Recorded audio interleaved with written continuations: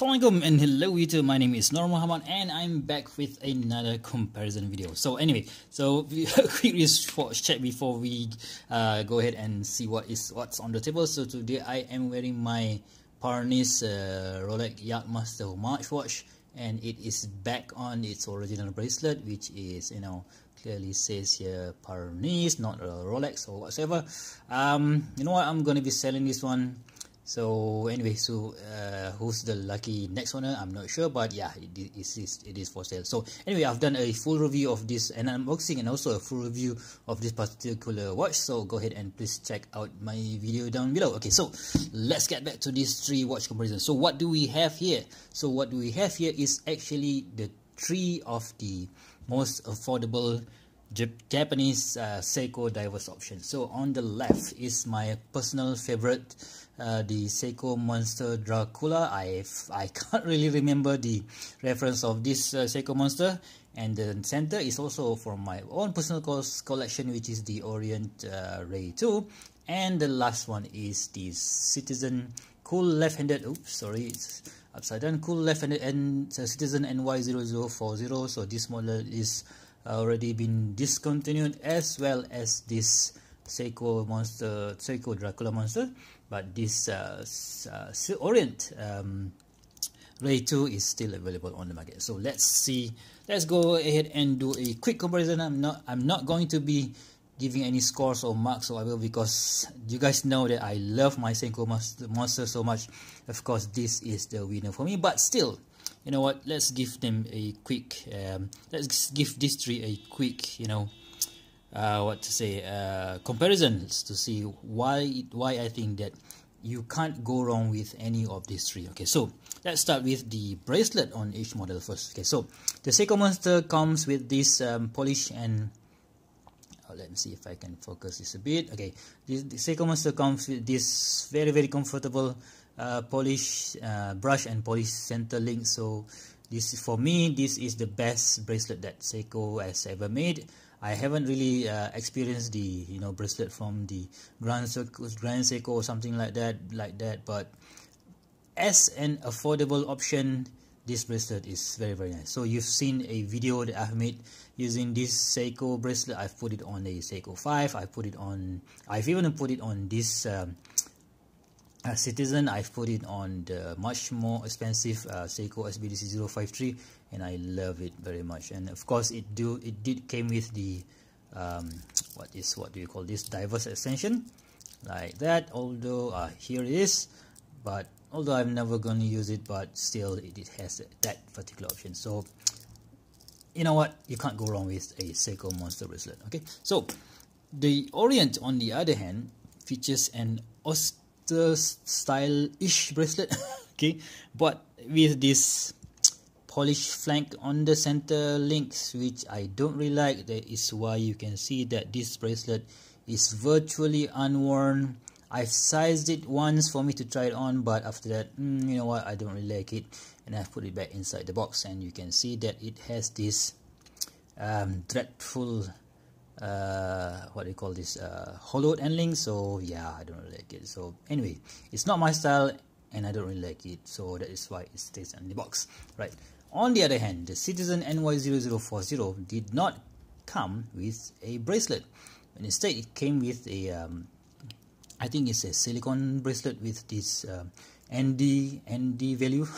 I can't remember what the ND means, maybe a compression rate or something like that. But anyway, so my friend Akmal, who did borrowed me this watch, and I'm going to return it today, did bought an aftermarket for this Citizen NY0040, and I have to say it looks really cool. Okay, so yeah, it's nice, but you know what, of course it still has that hollow end link, but it's not as bad as the Orient one. But yeah, so you know what, this is a discontinued model, so if you can find one on a bracelet such as this, you know what guys, just get it. Okay, so anyway, that's about the bracelet. All right, so the size comparison, yes, the Seiko Monster comes on a 42mm case, thickness of about 13mm, lug with 20mm, and also the lug to lug is just 48mm. This one, however, looks way much smaller. You can see just by the comparison here, because of course the dial is of course smaller, and the case itself is also smaller at 41 millimeters. The lug to lug is about 46 millimeters, but the lug width is 22, which is quite weird because it makes the strap looks bigger than it's supposed to be. So you know what, I don't really like that. But anyway, so that is how Orient run the show. The case of course is a, for me, if you compare these three, this is the most boring, the most, you know, vanilla plain looking watch case. But yeah, they have a cult following, these things. And yeah, we have this polished side, and also we have this brushed surface on the top. So yeah, not really an interesting case design anyway. So but the Citizen, wow, this is, you know what, this is, if this is a rugged and, you know, in your face type of case style, this one is, you know what, it looks tough, it looks purposely built. We have this teeth on this particular section of the bezel. So but the case design, yeah, it's unique. Again, we have this left hand drive or left hand crown, which is really unique. The case itself is, you know, it's just a simple one, but not as boring as the Orient. Okay, so let's, while we are holding the watch, so let's talk about the bezel.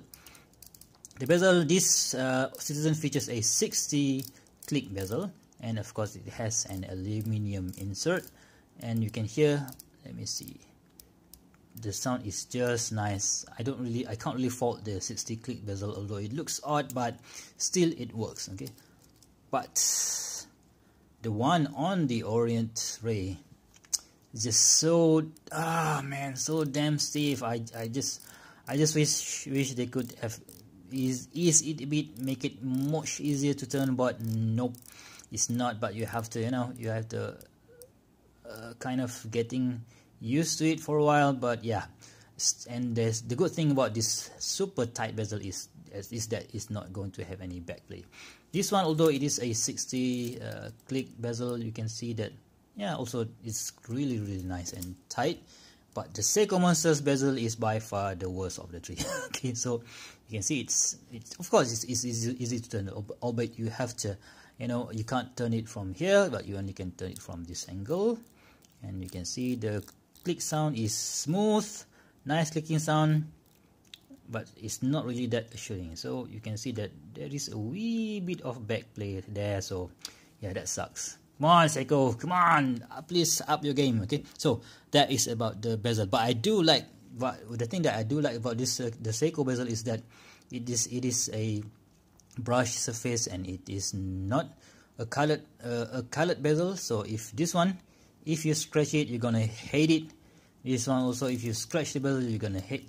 If you scratch the bezel, you're gonna hate it, and you're gonna hate how it looks after it got scratched. But this one, even if you can see that there are million scratches on the bezel, I kind of love it. I think it kind of give it a character, kind of giving it a tool-ish look of the watch to the watch. Anyway, so yeah. Anyway, so let's talk about the dial. Okay, if you compare these three, the most exciting dial has got to be the Monster. The Monster is the, you know, is the benchmark for this under $200 Japanese divers watch. The dial is just interesting. You've got this shark tooth looking, or in this case somebody call it Dracula tooth, or I prefer to call it Dracula. So this teeth all around the dial. It is not an applied indice, but it is printed, but it is very well thickly applied hour marker. So we have this cool bowl looking hour hand, and also the minute hand, and also the second hands. Just cool, just gives it a huge strong character that we all love about the Seiko. So not to everyone's liking though, but yeah, for those who are a fan of the Seiko Monster, you can't go wrong with this model, or the most most sought after, the orange Monster model. So yeah, really cool. So of course, we've got the date wheel. In my case, I have the day wheel in Arabic, and the date wheel is, you know, normal numbers. Okay, so yeah, let's talk about the dial on this Orient Ray 2. Yes, if this is the angry looking face, but this one is just such a subtle, such a beautiful, oh man, I love that sunburst blue dial. Yeah man, if there is a, I'm not gonna wear this one in, but I've already worn this when I wore a suit, but somehow it does look out of place. But this one, yeah man, this is what you call a dressy diver. Okay, dressy diver. Check out that blue beautiful sunburst dial. Just such a mesmerizing dial, I have to say. But of course it looks all too similar to a Rolex Submariner. You can't really call an Orient Mako a homage to the Rolex Submariner, but it kind of gives that, you know, plain vanilla look. But this one is saved by the dial. Okay, so yeah. And next, the Citizen. This is another, you know, weird pick of the bunch. This is the weirdest. This is the most plain vanilla, but this is you know, in the middle. So you can see that we have an applied hour markers with those polish, you know, polish surround to it, so it looks cool. It looks, you know what, it looks rugged, and it looks, you know, interesting as well, but not as interesting as the Seiko. So yeah, you know, it also came with blue, and I've mentioned in my previous video before, it came with a full lume dial, which I am dying to get one. So you guys, if you have any anywhere that you know that I can go ahead and get the full lume dial, please do let me know in the comment section below. So the dial, so if I have to choose the most interesting dial, in my opinion, for among these three, is of course I'm gonna always choose the Seiko Monster. Okay, so what else? So the crown, yes, the crown operation. The left hand crown on this NY0040 is surprisingly easy to use. So you just unscrew it like so, and then you just take it out, and then you just turn it wherever you want it to be. So that's it, boom, and then you just put it back and screw back. Also, it's only 10:18 right now, so I'm gonna be adjusting it. I think, oh man, I've changed the date. Okay, sorry about that. So take it 10:18 like so, and we're gonna change the date again. Nope, this one. Today is yes, you can see that the way the date change is not really that. It's kind of a bit weird, but yeah, that is the fault of the you know, the minus point of the Citizen. This is the Miyota 8215 movement, 26, 27, 28, 29, and 30th. Okay, boom. So we screw it back. Nice crown operation. There's enough grip here. So, and then we have this dimple. So this is the first ever watch that I have that it's, you know, it's not bulging, it's not flat, it's dimple. It has this concave style of crown. So cool, very cool design and very nice operation. Okay, so this one I'm gonna go last. Okay, so on the other hand, the Seiko Monster bracelet, so the Seiko Monster crown is easy to use as well. So you're gonna have to unscrew it, albeit on the right side of the watch. So and just have it, give it a hand wind. Oh sorry, so this one also have a hand wind, doesn't have a hacking. So but the Seiko 4R36 movement does feature a hand wind and hacking, which is a very welcome feature. You can hear that the hand winding operation is super smooth. There's nothing gritty or something weird sound coming from the movement, which is in this case is a 4R36, a workhorse movement from Seiko, an in-house movement nonetheless. So let's see, now it's already 10:21, so I'm gonna adjust it to that. So 10:21 and put it back in. Boom, the second hand starts again, and you're gonna change the day of the week. So I'm gonna put it in Arabic. As-Sabtu is Saturday, so today is 30th of July. So boom, put it back, screw it in, and we are done. So look how easy that was done. The date, the time change, time setting, and the date and day change on these two watches. Okay, so now I'm gonna go to the third one, which is the most annoying thing that I have to knock the points off this Orient Ray 2, which is the super small crown. And I don't know what the heck did the designers of this Orient thinking. You made the crown smaller, so that is one thing, and you made it without any grip whatsoever, because this is, if I can focus it, oh man, it's not gonna focus. Oh shit, it's not gonna focus. Nope. Oh no. Okay, you made it polished surface. How the heck are we going to unscrew the damn thing in the first place, right? So see, oh man, so all right, so yeah, okay, all right, so we're good to go. Okay, so we have unscrewed the damn thing, and of course this is the new generation Orient movement, so we have a hand winding. Give it a quick one, smooth winding there, and boom, we have a second hand stop or hacking, so that is good. So now let's go ahead and try to adjust it as quick as possible and unscrew it back, such as that I've done on both the Citizen and the Seiko. So let's see, the date is changed, and we are now at 10:23. Okay, so you can see, because of the lack of grip, I can't really grasp the crown as good as the Seiko and the Citizen, so that really sucks. Okay, so put back in the second hand moves, and I'm gonna adjust the day to, oh shit, you know what, I don't care, just, you know what, okay, and then put it back on the 30th, and then when you want to screw it back, you have to turn it up. Okay, and this is okay, so there's, oh no, now it's not gonna screw properly. I'm gonna put it back in, and you see that there is a tiny wee bit of gap there, which makes it quite scary. So, you know, because I'm not really sure if that's the maximum or what. So what I always do is I use this cloth, and then I tied it until I think it's good.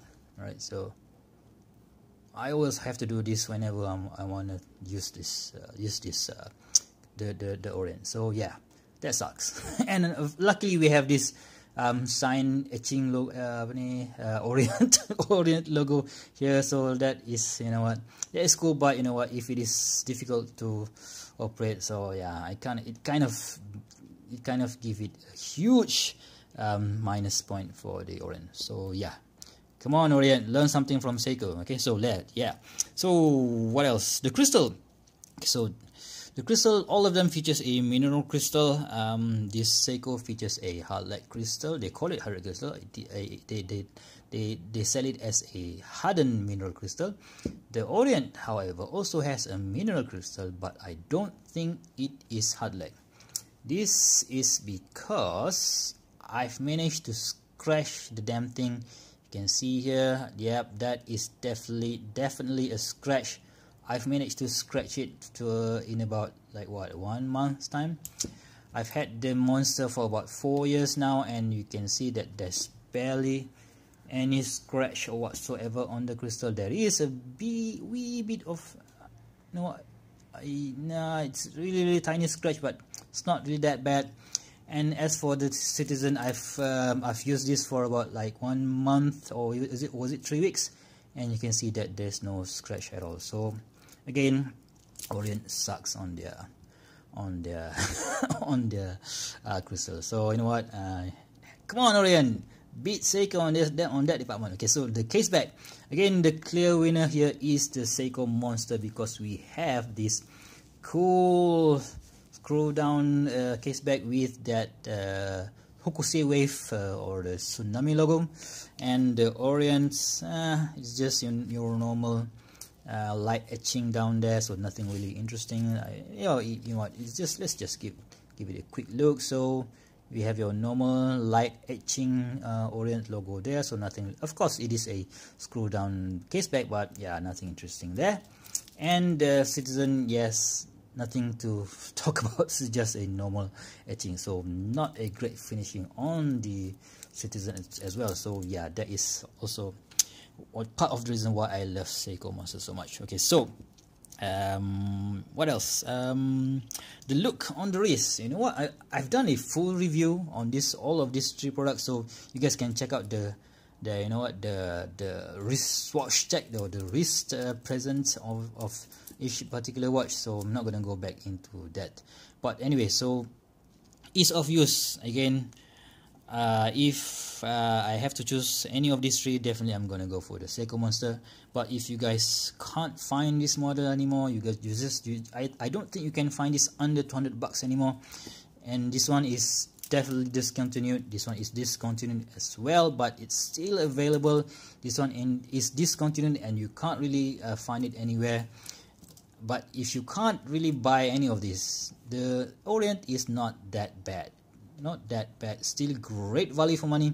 But you know what, you have to live with that, you know, with that minus points such as the crown and the super tight bezel. If you can live with that, it will be okay. But if you can stretch your budget, if you can search a bit more in the internet, or you go to your local jewelry store, if you can get any of these, go ahead and buy these 2 before you buy this one. Okay, so that is my overall conclusion. Great watch. You can't go wrong with any of these superb value for money Japanese divers. So if you guys have any comments, if you guys you know what, you have your own different experience with any of this particular watch, so please go ahead and give me a comment down below. So if you guys love this video, please go ahead and give me a thumbs up, and if you guys want to see lots more videos such as this, please go ahead and subscribe to my channel, and don't forget to click the bell button down there twice, so that you won't miss the video from me, any videos from me again in the future. So until next time, I'll see you soon, and bye bye. And I've totally forgot to do one very important thing, which is the loom shot. So let's see if we can shut down the light and see. Boom. Okay, yes, immediately you will notice that the Seiko Monster is the benchmark of any watch for that matter. So it looks so cool, so bright. But the Orient in the middle is not a slouch, and the Citizen is not bad as well. So right, so which is brighter? Of course, number 1 is still going to be the Seiko, but yes, the Orient and the Citizen is not really that bad.